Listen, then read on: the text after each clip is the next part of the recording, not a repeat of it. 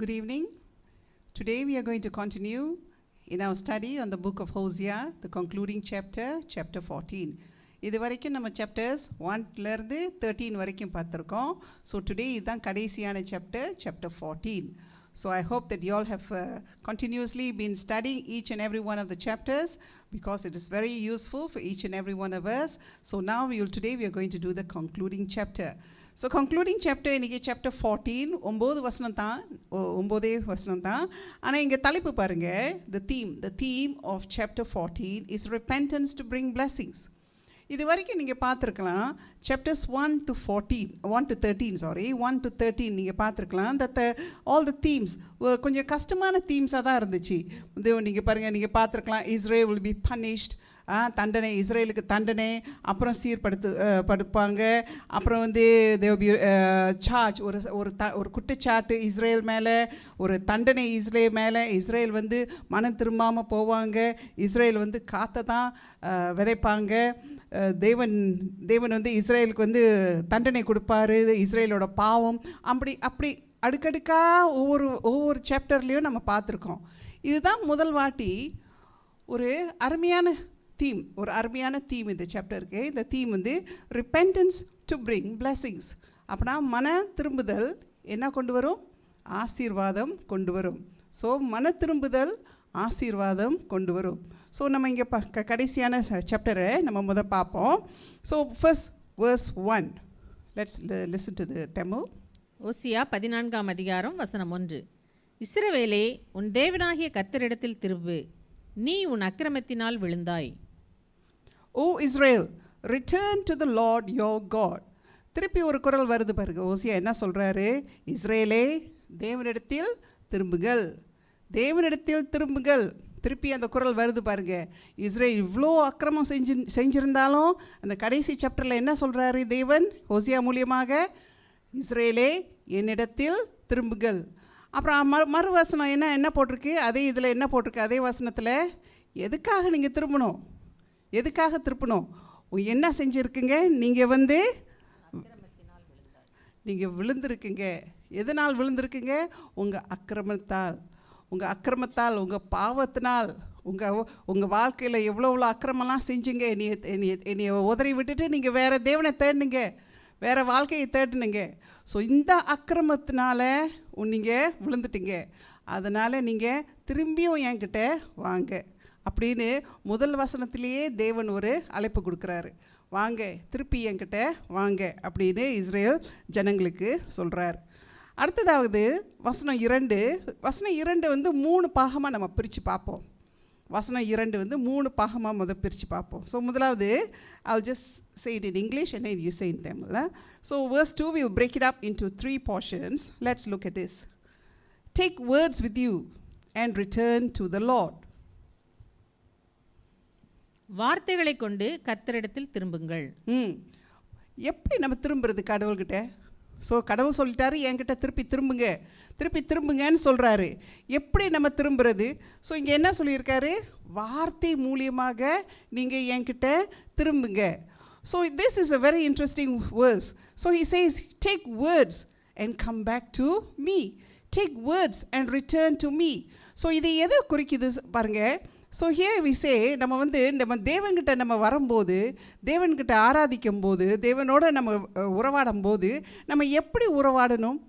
சில நேரத்துக்கு நம்ம உறவாடுறது when we are in front of the Lord, when we are approaching the Lord, சில நேரத்துக்கு நம்ம மனசில் வார்த்தைகள் வராது. அது உண்மை தானே, நம்மளுக்கு வார்த்தையே வராது. Example, let's look at Romans chapter 8 verse 26. We do not know what we ought to pray for, but the Spirit himself intercedes. Roman 8:26. அந்தபடியே ஆவியானவரும் நமது பலவீனங்களில் நமக்கு உதவி செய்கிறார்.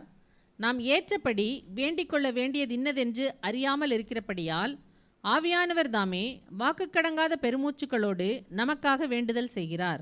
ஸோ வார்த்தை, நம்மளுக்கு என்ன வார்த்தை சொல்ல முடியாமல் இருக்கும்போது நம்ம holy spirit it will intercede for us. அது இருக்குது தான். ஆனால் இங்கே என்ன சொல்லியிருக்கு? வார்த்தையோடு நீங்கள் என்னையை நோக்கு அப்படின்னு, என்னையை நோக்கி வாங்க அப்படின்னு சொல்லியிருக்கு. So the worship of God is intelligent and we can communicate and we can communicate with words. So நம்ம தேவன் முன்னுக்கு நம்ம இருந்து நம்மளுக்கு அன்பு, நான் அன்பு கூறுகிறேன், என் இருதயத்தில் மட்டும் அன்பு கூறுகிறேன்னு மட்டும் இல்லை, நம்ம வார்த்தை, நம்ம வாய் மூலியமாக, நம்ம வார்த்தை மூலியமாக அவரை நம்ம அன்பு கூறணும். So we have to bring words to tell God. நம்ம தேவனை வந்து I love you Lord, I love you என்று வார்த்தை மூலியமாக நம்ம சொல்லணும். அதே மாதிரி நம்ம வார்த்தை மூலியமாக நம்ம பாவத்தை அறிக்கையிடணும். So we have to பாவத்தை அறிக்கையிடணும். We have to tell God we repent. So the words are very very important. So நம்ம வார்த்தைகள் வந்து ரொம்ப முக்கியம். ஸோ இதே ஐடியா தான் பால் வந்து Romans chapter 10 verses 8 to 10. So Romans chapter 10 verses 8 to 10. What does it say? இந்த மாதிரி தான் கொஞ்சம் அதே மாதிரி தான் பால் எழுதியிருக்கார் பாருங்க. நான் கொஞ்சம் படிக்கிறேன். The word is near you, in your mouth and in your heart. பார்த்தீங்களா சொல்லியிருக்காரு பார்த்தீங்களா? இந்த வார்த்தை வந்து எங்கே இருக்குது? இருதயத்துலேயும் இருக்குது, வாயிலையும் இருக்குது. That is the word of faith which we preach. That if you confess with your mouth the Lord Jesus and believe in your heart that God has raised him from the dead, you will be saved. பார்த்தீங்களா பால் அழகா போட்டிருக்காரு பார்த்தீங்களா? 2 காரியம் தேவை. ஒன்று வந்து நாவினால் அறிக்கையிடணும். You have to confess with your mouth that the Lord Jesus, about the Lord Jesus, and you have to believe in your heart. 2 காரியம். ஸோ ஒன்று நாவில் நம்ம அறிக்கையிடணும், இருதயத்தில் நம்ம நம்பணும், ஓகே, விசுவாசிக்கணும். ஸோ அதே மாதிரி தான் for with the heart one believes unto righteousness and with the mouth confession is made unto salvation. இதுதான் அந்த வழி ரட்சிப்புக்கு. 2 காரியம் ரட்சிப்புக்கு. நாவினால் நம்ம அறிக்கை செய்யணும், இருதயத்தில் நம்ம நம்பணும், விசுவாசிக்கணும் இயேசுவே நம்ம தேவன். ஸோ இந்த 2 காரியத்துக்கு தான், இந்த 2 காரியம் மூலியமாக தான் நம்ம விசுவாசத்துக்கு திரும்ப முடியும். So this is the way to salvation. So let's listen to that verse in Tamil. ரோமர் 10 8 10 வரைக்கும். இந்த வார்த்தை உனக்கு சமீபமாய் உன் வாயிலும் உன் இருதயத்திலும் இருக்கிறது என்று சொல்லுகிறது. இந்த வார்த்தை நாங்கள் பிரசங்கிக்கிற விசுவாசத்தின் வார்த்தையே. என்னவென்றால் கர்த்தராகிய இயேசுவை நீ உன் வாயினால் அறிக்கையிட்டு தேவன் அவரை மரித்தோரிலிருந்து எழுப்பினார் என்று உன் இருதயத்திலே விசுவாசித்தால் ரட்சிக்கப்படுவாய். நீதி உண்டாக இருதயத்திலே விசுவாசிக்கப்படும், ரட்சிப்புண்டாக வாயினாலே அறிக்கை பண்ணப்படும். பார்த்தீங்களா வார்த்தை எவ்வளோ முக்கியம். ஸோ நம்ம நாவலால் அந்த வார்த்தை இருக்கணும். அந்த repentance, the words of repentance, the words of love, the words of praise, the words of worship when we come before the Lord. ஆனாலும் ஒரு கேள்வி கேட்கலாம், என்ன வார்த்தை? எனக்கு வந்து படிக்க தெரியாது, அவ்வளோ படிக்க தெரியாது, எனக்கு அந்த வார்த்தை எனக்கு பேச தெரியாதுன்னு. where do we find the best words? நம்ம பைபிள். ஸோ நம்ம பைபிள் இந்த வசனங்களை வச்சே நம்ம அறிக்கை செய்யலாம். இந்த வசனங்களை வச்சே நம்ம தேவன்கிட்ட நம்ம ப்ரே பண்ணலாம். So the words of the scriptures themselves we can use to communicate with the Lord. Okay, so words are very important. Not just feelings but words. Okay, so words. Right, அடுத்த பாகம் verse 2. Say to him, take away all iniquity, receive us graciously. அவரை நோக்கி, தேவரீர் எல்லா அக்கிரமத்தையும் நீக்கி எங்களை தயவாய் அங்கீகரித்தருளும். இது இந்த 2 இதில் பார்த்தோங்கன்னா, அந்த 2 வருஷத்தில் என்ன பார்த்தோங்கன்னா, அது வந்து we have to come before the Lord. வார்த்தை மூலியமாக நம்ம தேவன் முன்னுக்கு வரணும். ஆனால் எப்படி வரணும்? பணிஞ்சு வரணும். we have to humble ourselves. தேவன் முன்னுக்கு வரும்போது நம்ம வார்த்தையோடு தான் வரோம், ஆனால் நம்ம பணிஞ்சு வரணும். இவர் தேவாதி தேவன், ராஜாதி ராஜன். ஸோ அவர் முன்னுக்கு பணிஞ்சு வரணும். So we have to come before him graciously and request, take away our iniquity, take away my sins. Alright, கடைசியாக verse 2, the last portion. அப்பொழுது நாங்கள் எங்கள் உதடுகளின் காளைகளை செலுத்துவோம். For we will offer the sacrifices of our lips. தமிழில் பார்த்தீங்களா என்ன போட்டிருக்கு? உதடுகளின் காளைகள். அது ஹீப்ரூவில் அதுதான் அப்படி தான் போட்டிருக்கோம். உதடு இல்லை காளைகள். முந்தி அந்த காலத்தில் வந்து அவங்க பலியீடு செய்யும்போது என்ன பலியிடுவாங்க? காளைகள் தானே காளைகள் தானே அவங்க பலியிடுவாங்க. ஸோ ஆனால் இப்போ என்ன சொல்லியிருக்கு?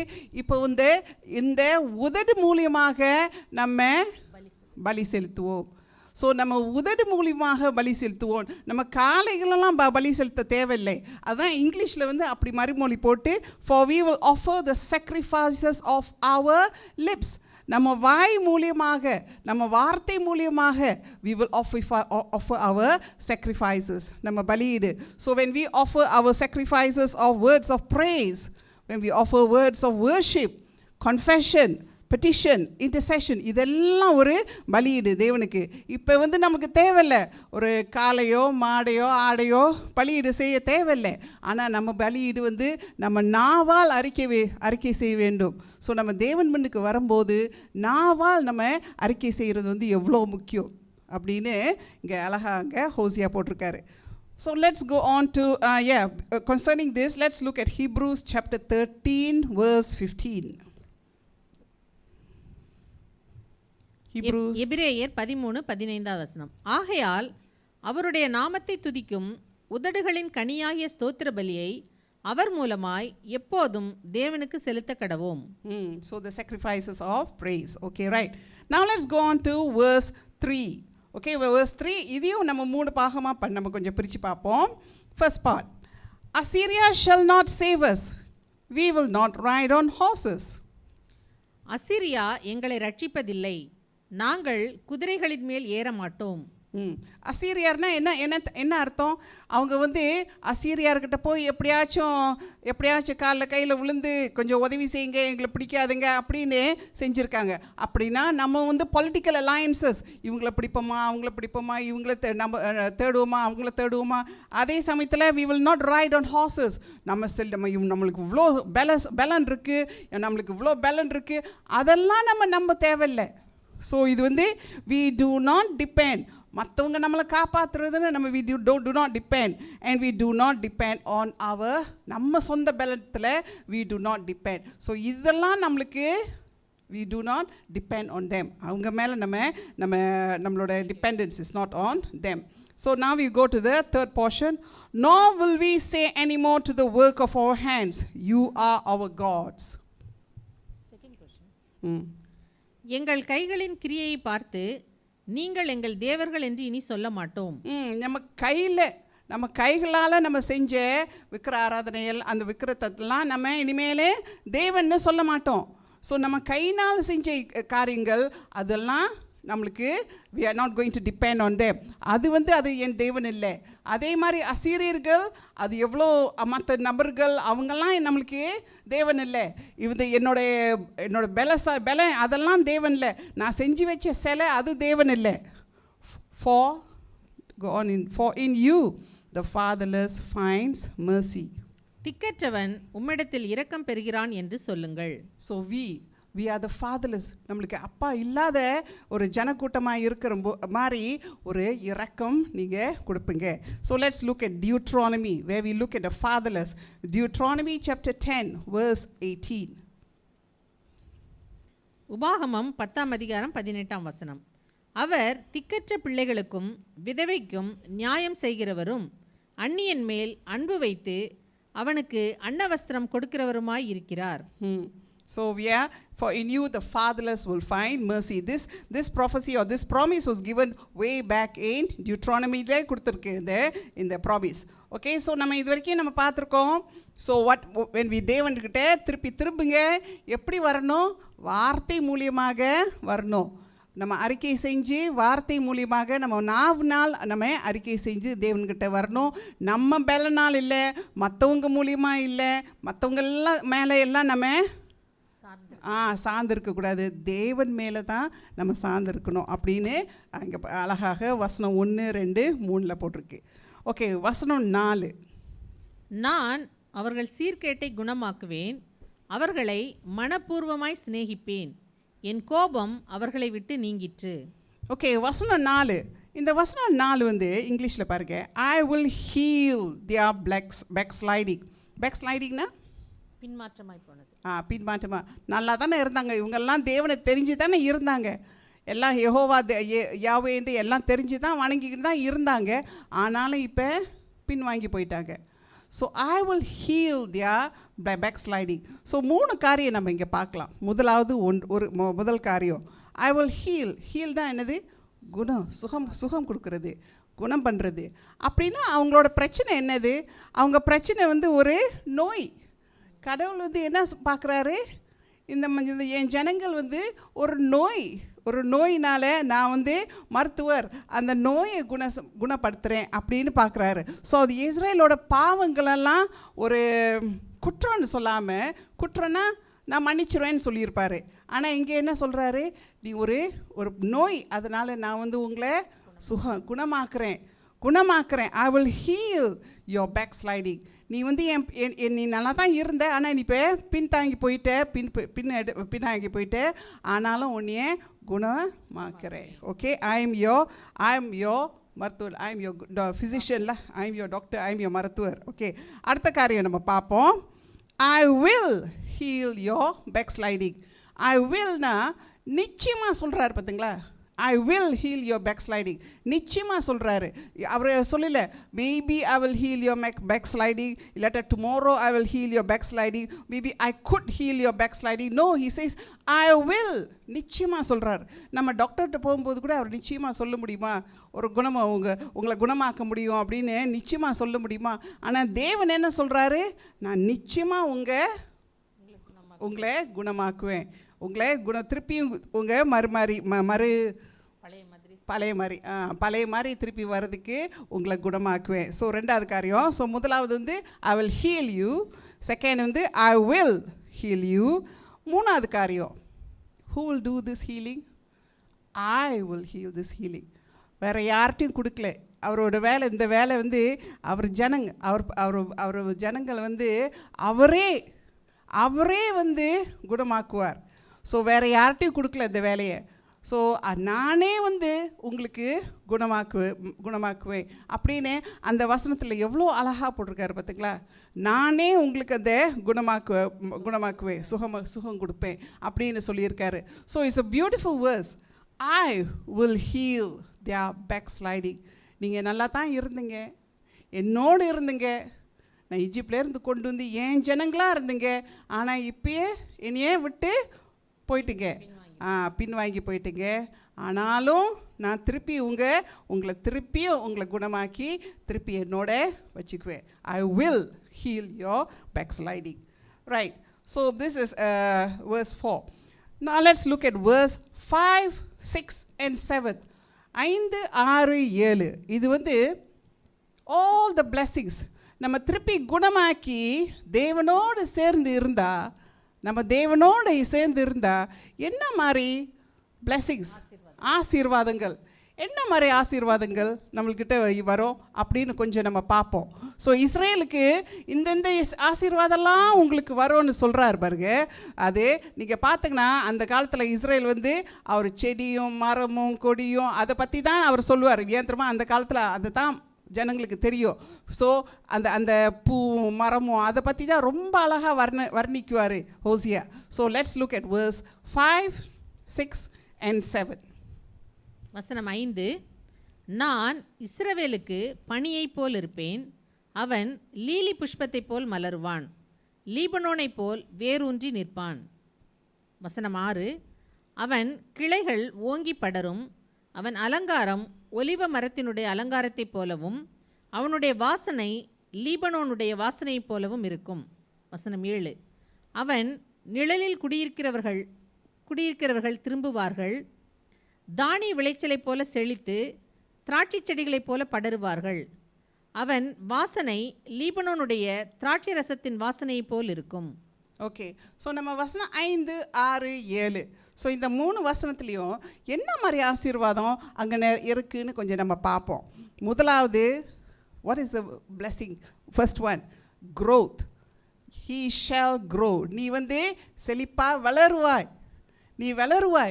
ஸோ இப்போ பாருங்க அந்த வளர்ச்சி வந்து இப்போ குறுகி போச்சு. நான் முந்தி சொன்னேன்ல, பாப்புலேஷன்லாம் குறைஞ்சி போயிடும், அவங்க செழிப்பெல்லாம் குறைஞ்சி போயிடும். ஆனால் இப்போ நீ இஸ்ரேல், நீ தேவனாக ஜனமாக இருந்தீங்கன்னா நீங்கள் உங்களுக்கு ஒரு வளர்ச்சி இருக்கும்.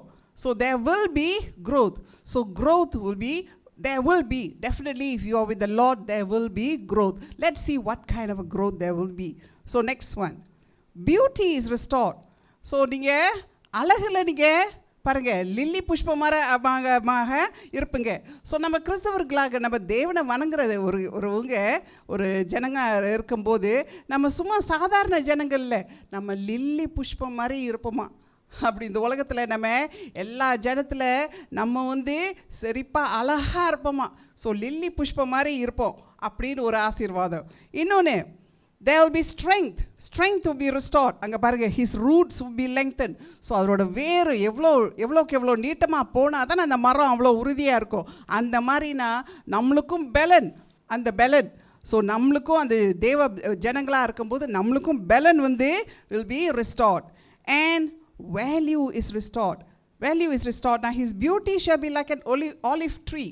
ஸோ எந்த மரம்னாலும் சொல்லியிருக்கலாம், ஆனால் அவர் என்ன சொல்கிறாரு? ஆலிவ் ட்ரீனா என்னது? ஒலிவு மரம். அது மதிப்பு சேர்ந்த மரம். ஏன் தெரியுமா? அந்த மரத்துலேருந்து எப்படி அந்த ஒலிவு பழம் எடுத்து எண்ணெய் எடுத்து அது வியாபாரம் செய்யலாம் காசுக்காக. ஸோ நீங்கள் நல்ல மதிப்பாக, நல்ல செழிப்பாக, சும்மா சாதாரணமாக ஒரு மரம் இல்லை, ஆனால் ஒரு ஒலிவு மரமாக நீங்கள் இருப்பீங்க. So there will be value in your life. You will be a valuable person in society. Next, then you will be, delight is restored.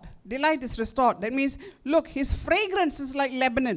நீங்கள் இங்கே இருந்தாலும் அந்த வாசனை சுற்றி அந்த இடத்தையே சுற்றி. ஸோ ஒரு கிறிஸ்தவன் ஒரு இடத்துக்கு போனால் அந்த சுற்றி அந்த இடமே ஒரு வாசனை அப்படின்னு போட்டிருக்கு பாருங்க. His fragrance will be like Lebanon. நம்ம சந்தன மரம் மாதிரி ஒரு மரம் இருந்துச்சுன்னா அந்த மாதிரி அந்த இடமே ஒரு வாசனமாக இருக்கும். அது மாதிரி நம்ம கிறிஸ்தவங்களாக இருக்கும்போது ஒரு இடத்துல அந்த இடமே ஒரு வாசனமாக இருக்கும். So delight. abundance is restored. So abundance is restoredனா அந்த grain, so you be revived like grain. Then you grow like the wine. So wine scent like the wine of Lebanon. So நீங்கள் செழிப்பாக இருப்பீங்க. ஸோ நீங்கள் எதுக்கும் எது வந்து குறைவாக இருக்காது. Every time there will be more. எதுக்குனாலும் there will be more. And கடைசியாக his branches will spread. So அவரோட branches, கிளைகள் சுருகி இருக்காது, ஆனால் you will spread. When you spread, you will give blessing to everybody. நம்மளுக்கு மட்டும் இல்லை அந்த ஆசீர்வாதம், மற்றவங்க யாரெல்லாம் வந்து கீழே வந்து மரத்து கீழே வந்து வெயிலுக்கு வந்து நிற்பாங்க, குருவி வந்து அங்கே இருக்கும். ஸோ மற்றவங்களுக்கு எல்லாம், அங்கே இருக்கிறவங்களுக்கு எல்லாருக்கும் ஒரு ஆசீர்வாதம். So you can see there's so many types of blessings. So definitely there will be growth. You be the beautiful as a lily. You be strong. You will be valuable. You will be a delight to the community. You will be abundant. And your branches will spread, and you will spread your blessings not only for yourselves but to the community. So இந்த வசனம் 5, 6, 7 இதெல்லாம் வசனம் கொடுக்குறாரு பாருங்க. இவ்வளோ நாள் நம்ம chapters 1லேருந்து 13 வரைக்கும் போகும்போது தண்டனை நம்ம பார்த்துக்கிட்டு இருந்தோம். ஆனால் இங்கே பாருங்கள் இவ்வளோ அருமையாக ஹோசியா எழுதியிருக்காரு. தேவன் வந்து ஹோசியா மூலியமாக இவ்வளோ அருமையான ஆசீர்வாதம். ஸோ இஸ்ரேல், என் ஜனங்களே, நீங்கள் என்கிட்ட திரும்புங்க, உங்களுக்கு இந்த ஆசீர்வாதத்தெல்லாம் திருப்பினா உங்களுக்கு கொடுக்க போகிறேன் அப்படின்னு சொல்கிறாரு. Right, now let's go on to verse 8. இனி எனக்கும் விக்கிரகங்களுக்கும் என்ன என்று எப்பிராயிம் சொல்லுவான். நான் அவனுக்கு செவி கொடுத்து அவன் மேல் நோக்கமாயிருந்தேன். நான் பச்சையான தேவதாரு விருட்சம் போல் இருக்கிறேன். என்னாலே உன் கனி உண்டாயிற்று என்று எப்பிராயிம் சொல்லுவான். எப்ராயிம்னா இஸ்ரேல். ஸோ இஸ்ரேல் ஒரு காலத்தில் வந்து சொல்லும், what have I to do anymore with idols? So இந்த விக்கிரகத்துக்கெலாம் எனக்கும் என்ன சம்பந்தம்னு ஒரு காலத்தில் அவங்க சொல்லுவாங்கன்னு அப்படின்னு தீர்க்க தரிசனமாக சொல்கிறாரு. ஸோ இதே இப்போ இந்த காலத்தில் அப்படி இருக்குதா? இந்த காலத்தில் நம்ம தீர்க்கிறது அதெல்லாம் செய்கிறதில்ல. ஆனால் வேறு there are different idols in our world. அதை குறித்து John has written in the New Testament. Let's look at some of the things that are our idols in our life now. 1 John chapter 2 verse 16. So I'll be reading the English Standard Version. 1 John chapter 2:16. For all that is in the world, the lust of the flesh and the lust of the eyes and the pride of life is not of the Father but is of the world. So நம்ம கண்ணு பாருங்க, இந்த இருதயம் வந்து நம்ம மனிதனோட இருதயம் இப்போ வந்து உலகத்து இச்சை, கண்ணுக்கு என்னென்னா ஆசையாக இருக்குதோ அதெல்லாம் நோக்கி போகுது. நம்ம இருதயத்தில் பெருமை, ஈகோ, மை செல்ஃப், அதெல்லாம் அதுதான் நம்மளுக்கு இப்போ அதுதான் நம்மளுக்கு தேவன். நான் தான் தேவன். இப்போ பாருங்கள், கடவுளை தள்ளி வச்சுட்டு என் ஆசை, என்னோட ஈகோ, எனக்கு கிடைக்குமோ, என் ambition, N life, my everything me. So that becomes your idol. So 1 John chapter 2 verse 16. 1 யோவான் 2ஆம் அதிகாரம் 16வது வசனம். ஏனெனில் மாமிசத்தின் இச்சையும் கண்களின் இச்சையும் ஜீவனத்தின் பெருமையும் ஆகிய உலகத்தில் உள்ளவைகளெல்லாம் பிதாவினால் உண்டானவைகள் அல்ல, அவைகள் உலகத்தினால் உண்டானவைகள். So we follow what is from the Lord, but this is all of the world. இதெல்லாம் உலகத்தில் உள்ள காரியங்கள். ஸோ மனிதன் வந்து உலகத்தில் உள்ள காரியத்தை தான் தேடுறாங்க பார்த்தீங்களா, தேவனோட காரியத்தை தேவனை தேடலை. அங்கே அதே வசனம் verse 8, your fruit is found in me. தமிழில் chapter 8 verse 8 கடைசியாக, your fruit is found in me. என்னாலே உன் கனி உண்டாயிருக்கு. வசனம் 8. 1 யோவான் 2ஆம் அதிகாரம் வசனம் 8. இல்லை Hosea chapter verse 8, the last part. என்னாலே உன் கனி உண்டாயிற்று என்று எப்பிராயிம் சொல்லுவான். Okay, your fruit is found in me. என்னாலே உன் கனி உண்டாயிருக்கு அப்படின்னா என்னது, என்ன அர்த்தமாக இருக்கும்? your fruit is found in me. So ரெண்டு காரியங்கள் அது குறிக்குது. ஒன்று வந்து your fruit is found in me அப்படின்னா நம்மளுக்கு நம்ம இருதயம், நம்ம ஆத்மாவுக்கு சுகம், பீஸ், எவ்ரிதிங் வி ஃபைண்ட் எது யார் மூலியமாக? தேவன் மூலியமாக. தேவன் கொடுக்குற அந்த பீஸ், தேவன் கொடுக்குற அந்த ஆறுதல். So we can find the fruit in ourselves. நமக்குள்ள அந்த nourish our soul. நம்ம ஆத்மாக்கு நம்மளுக்கு அந்த கனி வந்து யாரு? தேவன். அதே சமயத்தில் உலகத்துக்கு நம்ம ஒரு கனியாக, உலகத்துக்கு நம்ம ஒரு சாட்சியாக இருந்தோம்னா யார்? தேவன் தான் கொடுக்குற ஒரு only he can give us the fruit so that we can be a witness to the world. So we can be a fruit, we can find a fruit in the Lord, only in the Lord to nourish our soul, and only in the Lord can we find fruit to bear to witnesses to the world. Okay, right, verse 9. இவைகளை உணரத்தக்க ஞானமுள்ளவன் யார்? இவைகளை கிரகிக்கத்தக்க புத்தியுள்ளவன் யார்? கர்த்தருடைய வழிகள் செம்மையானவைகள், நீதிமான்கள் அவைகளில் நடப்பார்கள், பாதகரோ வென்றால் அவைகளில் இடறி விழுவார்கள். Who is wise? Who is prudent? So கடைசியாக என்ன கேட்குறாரு? யாருக்கு ஞானமான உங்கள் மத்தியில் ஞானமான புத்திசாலியான மனுஷனே, உங்களுக்கு தெரியுமா? For the ways of the Lord are right. தேவனோட வழிகள் சரியானது தான். நீங்கள் செஞ்ச காரியத்துக்காக தண்டனை அனுபவிக்க போகிறீங்க. So the ways of the Lord are right. So who is wise? Let him understand. நம்ம நினைக்கிறோம் தேவன் வந்து இப்படி தண்டிக்கிறாரே, எத்தனை பேர் சாவ போகிறாங்க அப்படி இப்படின்னு. But he says my ways are right. So who is wise? Who can understand? Okay, let him know them. So கடைசியாக அப்படி ஹோசியா முடிக்கிறாரு. ஸோ இந்த சாப்டர் வந்து நம்ம அழகாக நம்ம பார்த்துட்டோம். இவ்வளோ ஆசீர்வாதம். So like I told you, repentance will bring blessings. So நம்ம மனம் திருப்பி தேவன்கிட்ட வந்தோம்னா எவ்வளோ ஆசீர்வாதம் அவர் வச்சுருக்காரு. அப்படி செழிப்பாக அள்ளி கொடுக்கறதுக்கு அவர் இருக்கிறாரு. ஆனாலும் நம்ம அவகிட்ட எப்படி வரணும்? வார்த்தையோடு வரணும், வார்த்தையோடு வரணும். ஸோ நம்ம மனம் திரும்பி He will call us, அவருக்கு கூப்பிடுவார். ஆனால் நம்ம திரும்புறது வந்து நம்ம தான் திரும்பணும். So we have to turn and we must say, Lord, confess with our lips, Lord, I have sinned. Lord, I love you. Lord, I repent. So அது வார்த்தை மூலியமாக.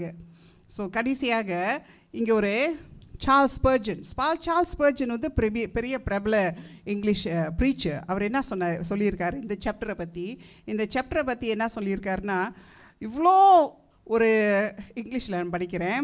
This is a wonderful chapter to be at the end of such a book. I had never expected from such a prickly shrub to gather so fair a flower, so sweet a fruit.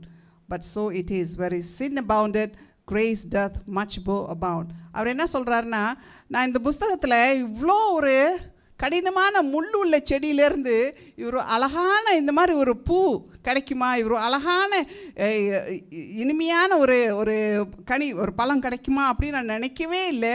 ஆனால் இந்த கடைசி chapter அவ்வளோ அருமையாக, அவ்வளோ செழிப்பாக, அவ்வளோ இனிமையாக இருக்குது அப்படின்னு.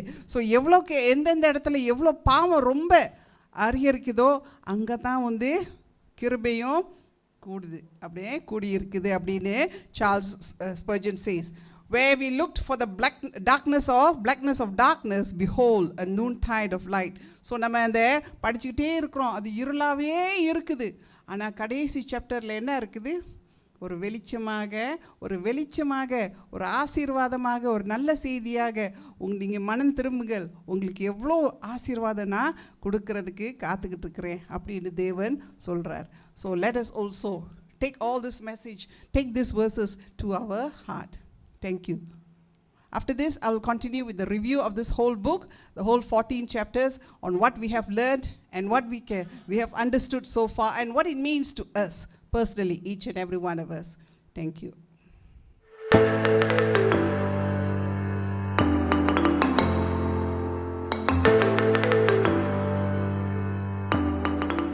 Okay, good evening once again. So இன்றைக்கு வந்து நம்ம we are going to do a review of the book of Hosea. So என்னோட சிஸ்டர் வசந்தியோட நீங்கள் வந்து ஒரு 2 மாதத்துக்கு மேலே நம்ம இந்த புக்கை வந்து நம்ம தியானிச்சிருக்கிறோம். ரொம்ப காரியம் நம்ம பார்த்துருக்குறோம், ஒவ்வொரு வசனமாக நம்ம பார்த்துருக்கோம். தேவன் வந்து ஹோசியா மூலியமாக இஸ்ரேல் ஜனங்களுக்கு, ஜூடா ஜனங்களுக்காக எத்தனையோ வார்த்தைகள், எத்தனையோ தீர்க்க தரிசனம் வந்து சொல்லியிருக்காரு. ஸோ இது வந்து நம்ம கொஞ்சம் முழுமையாக ஷல் வி ரிவ்யூ. ஸோ இதை வந்து நம்ம என்ன தான் அப்படின்னு அந்த முழுசாக அந்த புஸ்தகத்தை கொஞ்சம் பார்ப்போம். அதே சமயத்தில் இந்த புஸ்தகத்துக்கும் நம்மளுக்கும் என்ன சம்மந்தம், ஸோ அந்த புஸ்தகத்துக்கும் நம்மளுக்கும் என்ன சம்மந்தம், ஸோ அதில் வந்து நம்மளுக்கு என்ன வார்த்தைகள் இருக்குது அப்படின்னு கொஞ்சம் பார்ப்போம். ஸோ முதலாவதாக, so let's look at review. The book of Hosea has 14 chapters. So இப்போ தான் நம்ம 14th chapter பார்த்தோம். அது வந்து எவ்வளோ கஷ்டத்தில் பார்க்கும்போது ஒரு அழகான ஒரு ரெயின்போ மாதிரி chapter 14 இருந்துச்சு. So chapter 14 chapters. So the book of Hosea வந்து narrative history and also prophetic.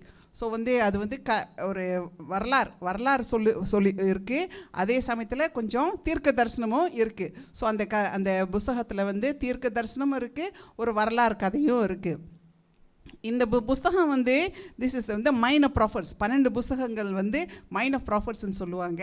அந்த மைனர் ப்ராஃபட்ஸில் இது தான் முதலாவது புஸ்தகம். மைனர் ப்ராஃபட்ஸ்னால் வந்து அது வந்து ஒன்றும் குறைஞ்சதில்லை மெசேஜ். அது வந்து கொஞ்சம் வசனங்கள்லாம் கொஞ்சம் சுருகியாக, கொஞ்சம் குறைவாக இருக்கும், சாப்டர்ஸ் எல்லாம் கொஞ்சம் குறைவாக இருக்கும். So and then this was written around the time period has been given there 715 BC and it records the events. ஒரு 40 வருஷத்துக்குள்ள அந்த வரலாறு, இஸ்ரேல் உள்ள வரலாறை வந்து குறிக்குது. அதான் நார்தர்ன் கிங்டம். கடைசியாக இஸ்ரேல் வந்து அசீரியா வந்து அட்டாக் பண்ணி அந்த நாடை they will destroy the land in 722 BC. அப்புறம் அந்த ஜனங்களெல்லாம் ஆசீரியாவுக்கு கூட்டிகிட்டு போயிடுவாங்க. ஸோ என்ன பிரச்சனை இங்கே இஸ்ரேலில் வந்து என்ன பிரச்சனை? ஹோசியா வந்து என்னத்தை பற்றி குறிக்கிறாரு? 2 காரியம். ஒன்று வந்து ஸ்பிரிச்சுவல் அடால்ட்ரி. ஸோ ஆவிக்குரிய காரியத்தில் வந்து அவங்க வந்து விக்கிர ஆராதனை, தேவன் யாவையை விட்டுட்டு சிலவங்க வந்து விட்டுட்டு இந்த வேற விக்கிர ஆராதனைக்கு ஆராதிக்க தொடங்கிட்டாங்க. வேறு சிலவங்க வந்து 2 கடவுளையும் சேர்த்து மற்ற கடவுளெல்லாம் தேவனையும் எல்லாத்தையும் எல்லா கடவுளையும் சேர்த்து அவங்க வந்து கலந்து செய்கிறாங்க.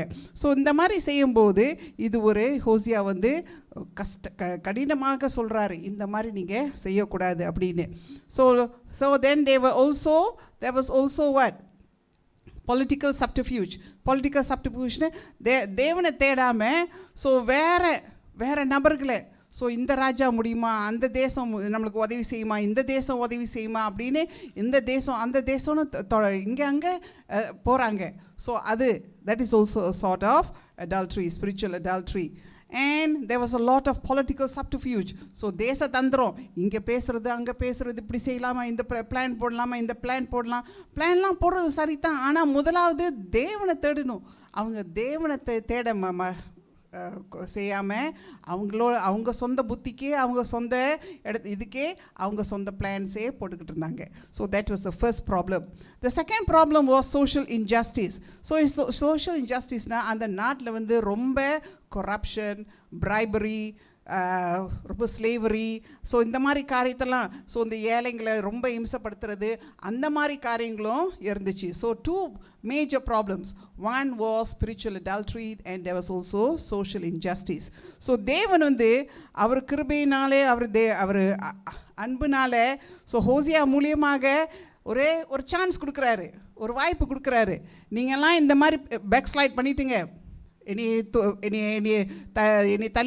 தள்ளி விட்டுட்டு நீங்கள் போயிட்டீங்க, ஆனாலும் திருப்பி வாங்க.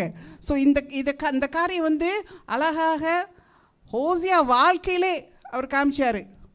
அவர் ஹோசியாவை என்ன சொன்னார், ஒரு விபச்சாரி பெண்ணை நீ எடுத்து திருமணங்க கல்யாணம் கட்டிக்க அப்படின்னு சொல்லி அந்த பெண் வந்து போன பிறகு திருப்பியும் கூட்டிகிட்டு வா அப்படின்னு சொல்லி அந்த வாழ்க்கையிலே அவரே காமிச்சார். So this is a very difficult lesson for Hosea to do, but he carried it out. So இந்த லெசன் மூலியமாக அந்த ஜனங்களுக்கு எப்படி தேவன் வந்து அவ்வளோ நேசிக்கிறாரு. நீங்கள் விபச்சாரிகள் மாதிரி அப்படி போயிட்டீங்க, ஆனாலும் உங்களை தேடி வரார், தேடி வந்து திருப்பி கூப்பிட்டு வரார். ஸோ அந்த மாதிரி ஒரு உதாரணத்துக்கு காமிக்கிறாரு. But the people will still stubborn. ஆனாலும் இவ்வளோ செய்தி வந்தாலும் தே வர் ஸ்டில் ஸ்டபர்ன். கடைசியாக என்ன நடந்துச்சு, அசீரியா வந்த பிறகு அந்த நாடே அழித்து போட்டாங்க. அழித்து போட்டுட்டு ரொம்ப பேரை திருப்பி அவங்க ஆசிரியாவுக்கு எடுத்துகிட்டு போயிட்டாங்க.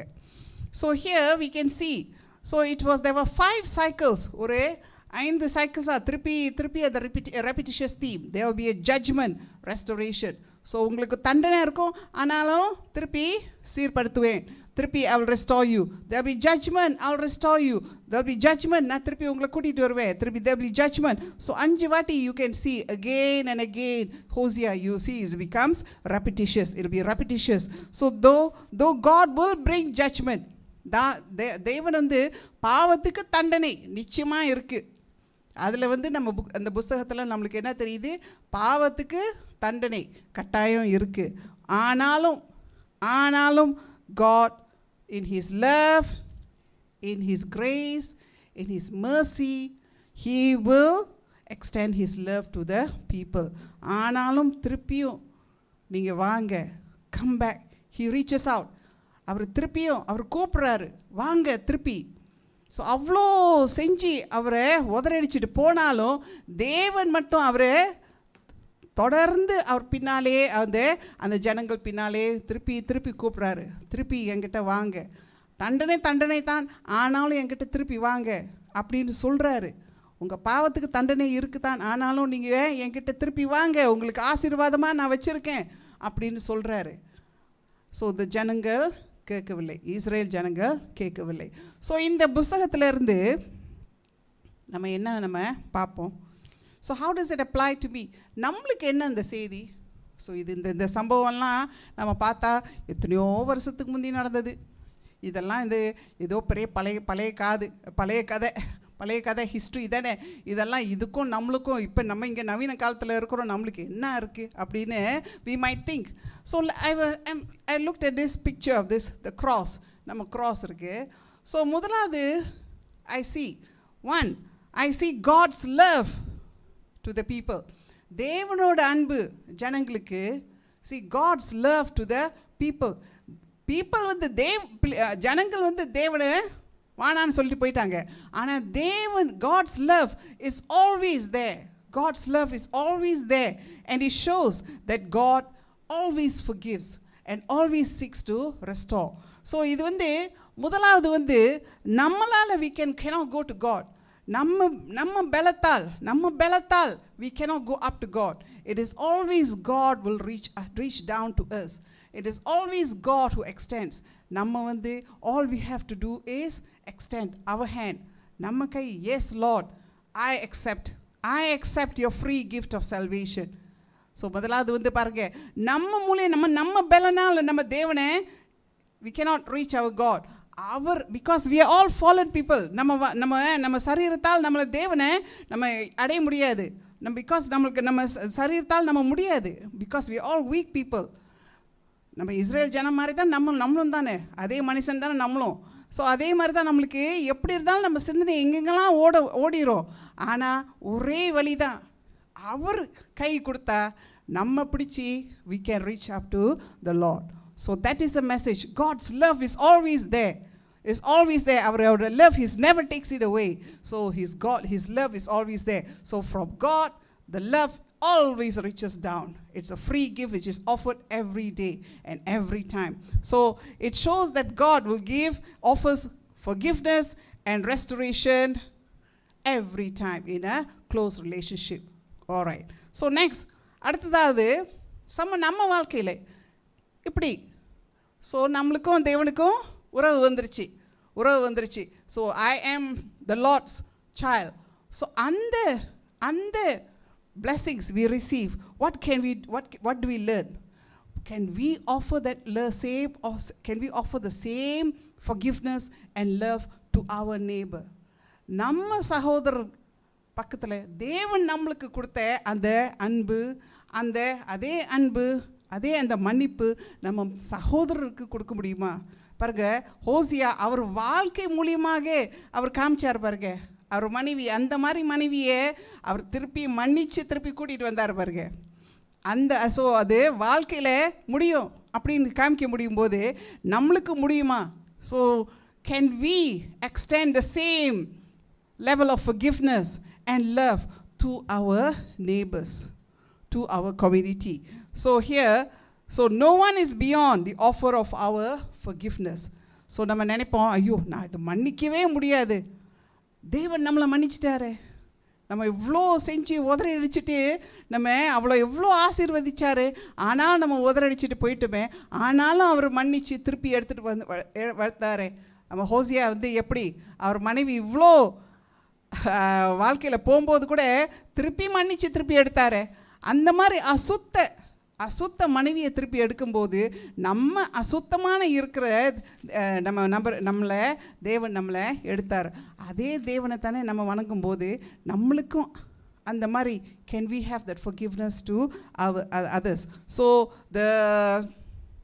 shall we say the bar, the standard for forgiveness, the standard for godliness, the Deva Bhakti and the godliness is very, very high. So God has shown that his standard of godliness is very high, and He expects each and every one of us to do the same. So this book is sometimes is very difficult to understand. Sometimes on the கஷ்டமாக இருக்கும் கொஞ்சம் படிக்க. ஆனாலும் it's a very good book to understand that God எவ்வளோ நம்ம ஓடி போனாலும், எவ்வளோ அவரை வானான்னு சொல்லிட்டு உதறி போனாலும், ஆனாலும் தேவன் நம்மளை தொடர்ந்து வந்து என் மகளே திருப்பி வா.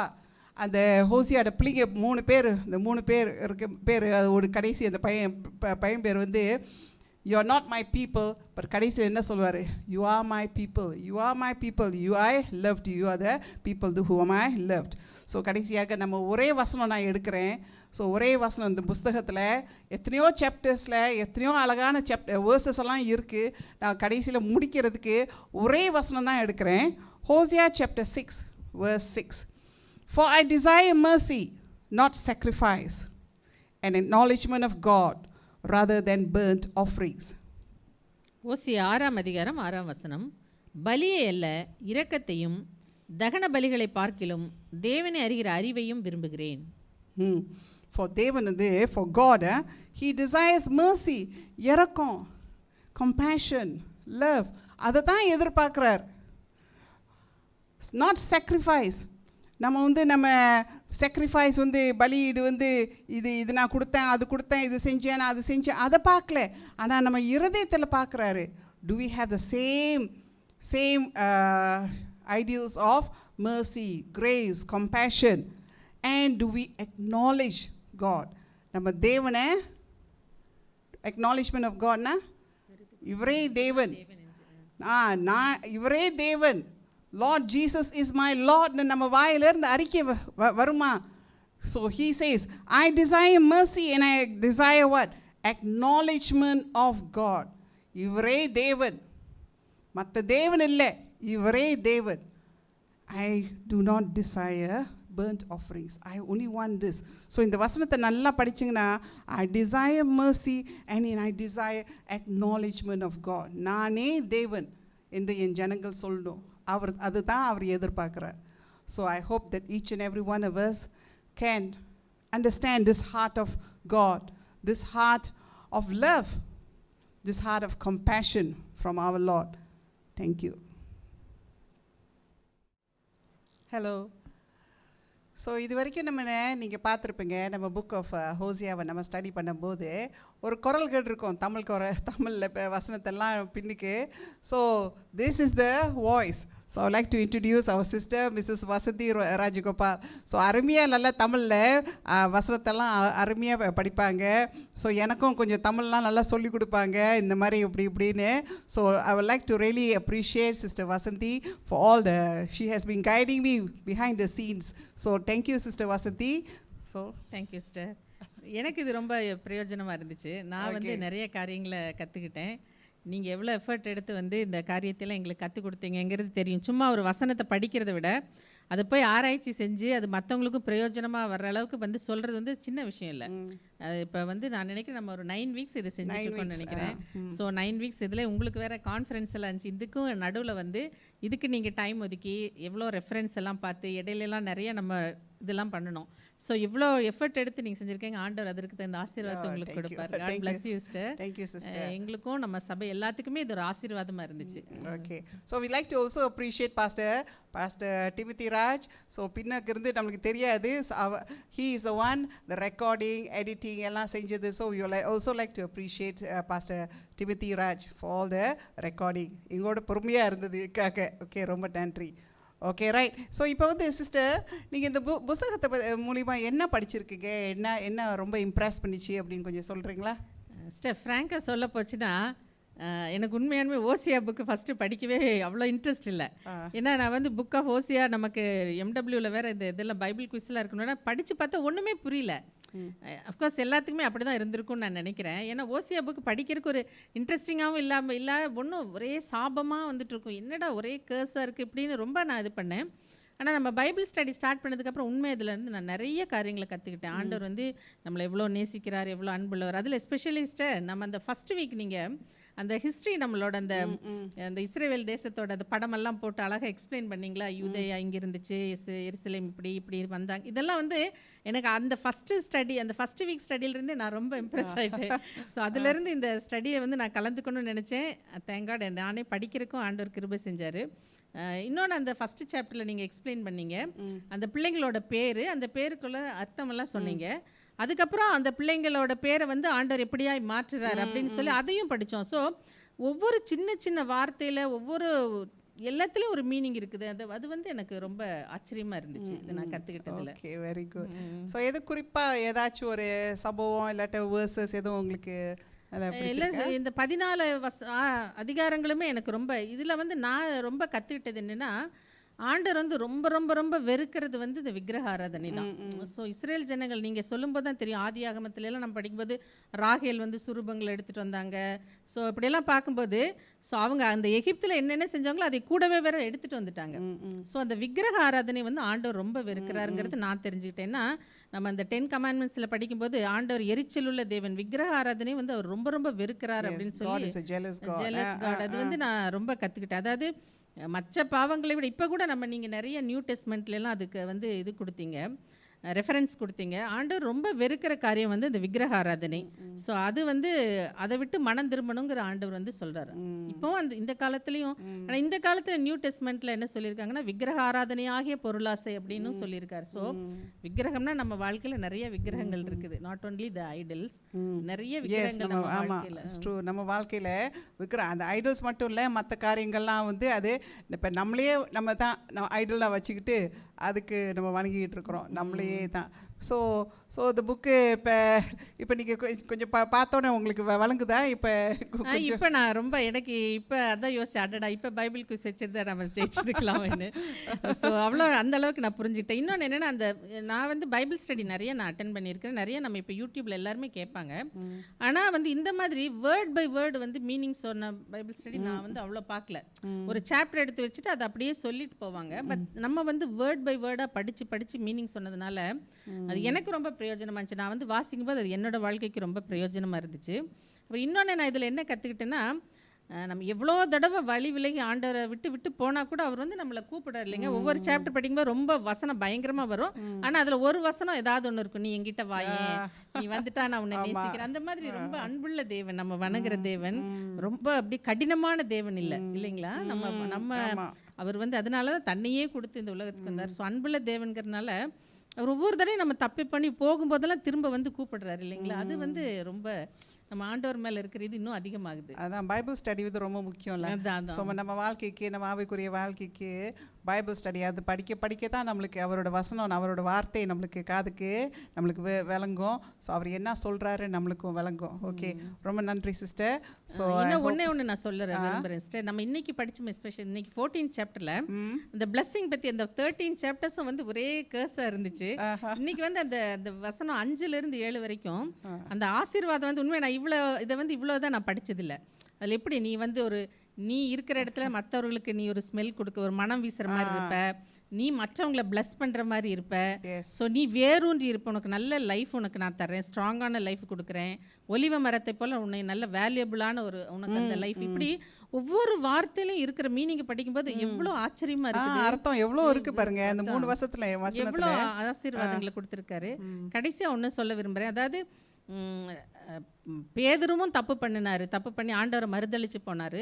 யூதாஸும் தப்பு பண்ணார். ஆனால் பேதுரு வந்து மனம் திரும்பி ஆண்டவர்கிட்ட வந்தோன்னு ஆண்டவர் வந்து அவரை மன்னிச்சு ஏற்றுக்கிட்டாரு. ஆனால் யூதாஸ் அதை செய்யாதனால தான் கடைசியில் அவர் வந்து நான்கு கொண்டு செத்தார். ஸோ அதுபோல் நம்ம வந்து ஆண்டவர்கிட்ட திரும்பி வரும்போது நம்ம எப்படி இன்னைக்கு நீங்கள் சொன்ன அந்த எக்ஸ்பிளனேஷன் ரொம்ப நல்லா இருந்துச்சு. நம்ம அவரை தேடி போகல, அவர் நம்மளை தேடி வந்தார். அந்த கிராஸ். ஸோ அவர் நம்மை தேடி வந்தார். அவர் வந்து நம்மளை அன்பாக நேசித்து வந்ததுனால நம்ம அவர்கிட்ட வந்தோம். ஸோ அவர் கொடுத்த அந்த அன்பு, அந்த மன்னிப்பை நம்ம மற்றவங்களுக்கும் வழங்கணும். So thank you sister. ரொம்ப நல்லா எங்களுக்கு வந்து இந்த 9 வீக்ஸாக வந்து ரொம்ப கஷ்டப்பட்டு நல்லா சொல்லி கொடுத்தீங்க. ஸோ ஆண்டவர் உங்களை ஆசீர்வதிப்பார். பாஸ்டர் நம்ம கூடவே இருந்து ரெக்கார்டிங் மற்ற எல்லாத்துக்கும் ஹெல்ப் பண்ணனால பாஸ்டருக்கு ஆண்டவர் அந்த ஆசீர்வாதத்தை கொடுப்பார். நம்ம பிரதருக்கு ரொம்ப தேங்க்ஸ் பண்ணணும். அவர் உங்களை ஒரு வாரம் கூட்டிகிட்டு வந்து கரெக்ட் டைமுக்கு வந்து நம்ம நிறைய கற்றுக்கிட்டோம். ஸோ அதனால் பிரதருக்கும் நம்ம தேங்க்ஸ் சொல்கிறோம். Okay, God bless. Thank you. So I hope that all of us would have benefited from this study. So அது படிக்க தான் நம்மளுக்கு தேவனோட வார்த்தை நம்மளுக்கு அறிய முடியும். ஸோ அவர் இன்னும் ஆழமாக I hope that each and every one of us will take time and the trouble to read each and every word of the Lord. Thank you.